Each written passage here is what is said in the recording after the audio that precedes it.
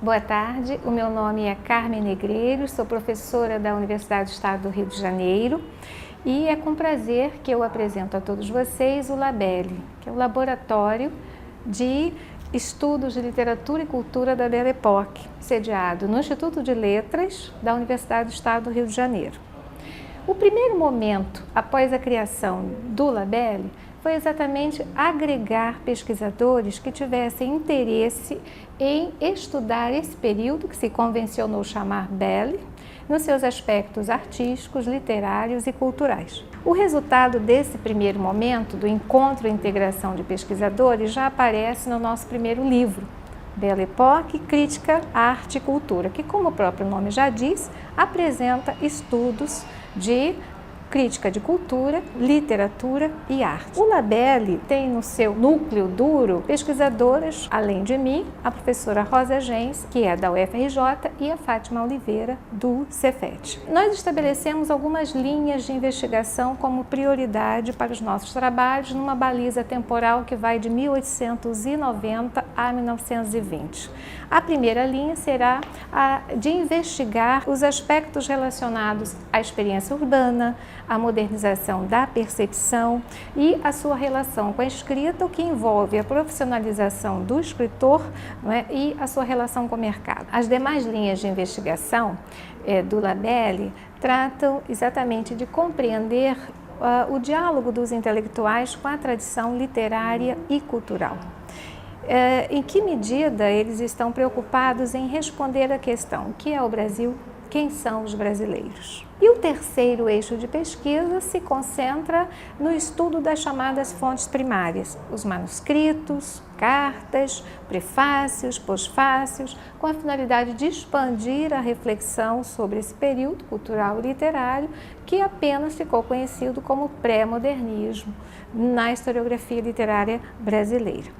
Então, como é que se caracteriza a Belle Époque no Brasil? Os ventos do progresso que marcaram exatamente esse período chegaram ao Brasil provocando um enorme desafio e um desejo, assimilados pelos intelectuais, né, que logo questionaram como participar desse período e desse processo, dialogando simultaneamente com a tradição colonial e enfrentando as novidades vindas da Europa, a profunda revolução tecnológica e as transformações significativas no mundo do trabalho, no mercado dos bens de consumo. O marco político de inserção do Brasil na Belle Époque é a transição do Império para a República. Essa mudança significativa vai representar, portanto, uma espécie de inserção, ou um marco dessa inserção do Brasil no período chamado Belle Époque. Então, o regime monárquico teve as suas bases solapadas logo depois da desastrosa experiência da Guerra do Paraguai. Agora, a guerra não desestabilizou só as bases do Império, mas produziu uma enorme dívida para a economia brasileira, gerando uma instabilidade econômica e política. Logo em seguida, essa estabilidade vai se acentuar com a completa abertura dos mercados, depois a autorização para que os bancos privados produzissem moeda, essa permissão, portanto, que vai gerar uma enorme fraude especulativa chamada encilhamento. Outro grande fator de desestabilização do Império foi a libertação dos escravos, porque os escravos eram tomados, portanto, como garantia de pagamento das dívidas pelos fazendeiros aos bancos. E isso representa, portanto, uma quebra fenomenal e acaba de completar a derrocada da elite imperial. Em seu lugar, aparecem os novos ricos, formados exatamente por esse jogo especulativo, mas que vão garantir a base e representarão a base da chamada Primeira República. O ideário moderno será coordenado na Belle Époque pelos intelectuais, que se engajaram ativamente na função, de construção não só de um novo Brasil, mas de um novo saber. Todos baseados numa suposta objetividade da ciência para encaminhar a sociedade nos rumos de uma evolução regeneradora. Nessa perspectiva, tudo que se relaciona ao passado, a tradição colonial, será considerado, portanto, no âmbito do atraso e da inércia, e tudo vai ser descartado em nome de um futuro desenhado para o país como um futuro de redenção nacional. Os intelectuais, portanto, adquirem uma forte disposição para agir, por meio de uma pedagogia civilizatória, intervindo, portanto, em vários aspectos da vida social brasileira. O espaço para a realização de todos esses projetos será a cidade do Rio de Janeiro, então capital da República, estruturada até aí como modelo colonial e arcaico. A cidade torna-se representativa desse programa ordenador da sociedade, tanto no seu aspecto físico, no seu traçado, no redesenho do seu traçado, como também enquanto discurso. A cidade enquanto discurso de ordem, de progresso, de civilidade e com perfil cosmopolita. A remodelação urbana do Rio de Janeiro teve o seu período mais forte entre 1903 a 1906, como uma espécie de implementação ou realização desse desejo do progresso tão buscado, tão perseguido pelos intelectuais. A Avenida Central, ou a remodelação e construção da Avenida Central, é um exemplo dos mais importantes da realização desse ideário intelectual na remodelação das cidades do Rio de Janeiro e criação, na verdade, de um novo padrão cultural, de um novo padrão de sensibilidade. Na avenida vão estar lá as associações comerciais, clube de engenharia, as sedes dos principais jornais. Mais à frente vamos encontrar os primeiros cinemas, espaços físicos fixos para exibição de filmes. Não é à toa que hoje esse trecho da avenida se chama Cinelândia. A arborização, os palácios, as lâmpadas elétricas, os calçamentos, as esculturas, tudo isso reproduzem no espaço uma ampla possibilidade de circulação, de mobilidade, mas sobretudo de ampliação do olhar.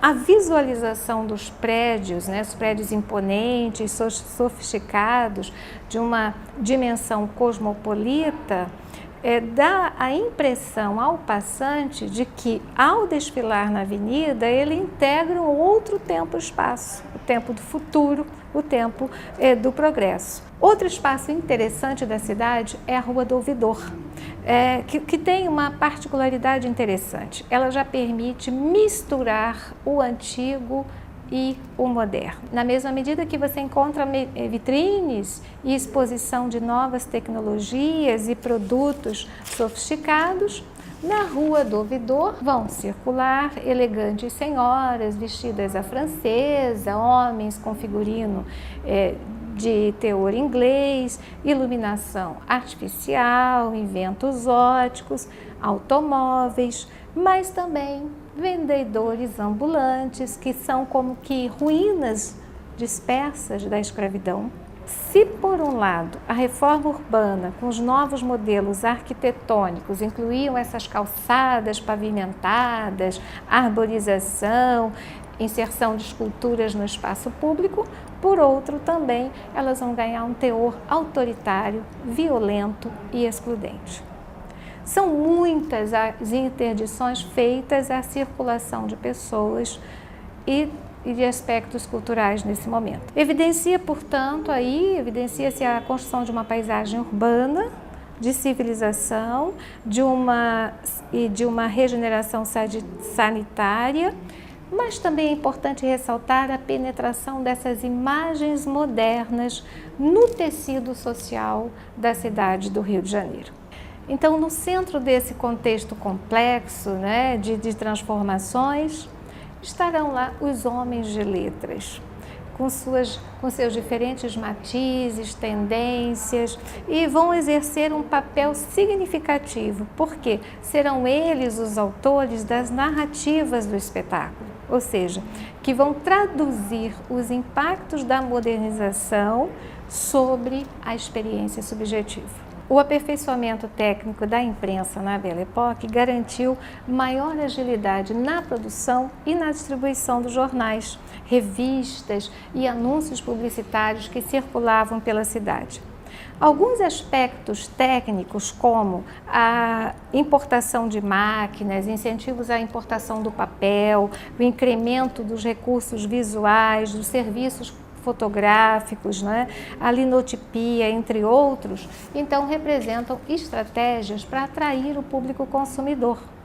No entanto, essa incorporação das novidades técnicas não garantem um perfil consistente de política editorial e também não livra os jornais das perseguições, da censura, ora difusa, ora censura direta e violenta, que chegava ao fechamento ou empastelamento das redações e perseguições a jornalistas. Então, nesse quadro dinâmico se instaura uma tensão entre o homem de letras e o jornalismo. E está em pauta a distensão de vários limites e o reposicionamento dos lugares de poder. Observa-se, portanto, uma reorganização do campo intelectual, com deslocamento do prestígio do literato na disputa com outros discursos e outras formas de poder.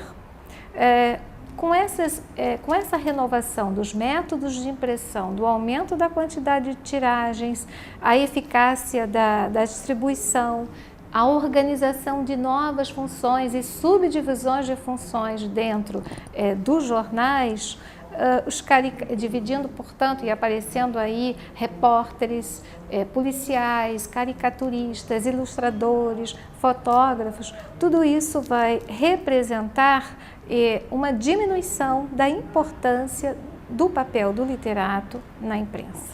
Crônicas, romances, contos das primeiras décadas do século XX na literatura brasileira constituem narrativas que procuram explicar aos leitores as mudanças na estrutura da experiência subjetiva provocada pelo imenso processo de modernização da percepção e, claro, apresentar os paradoxos do incremento da vida urbana.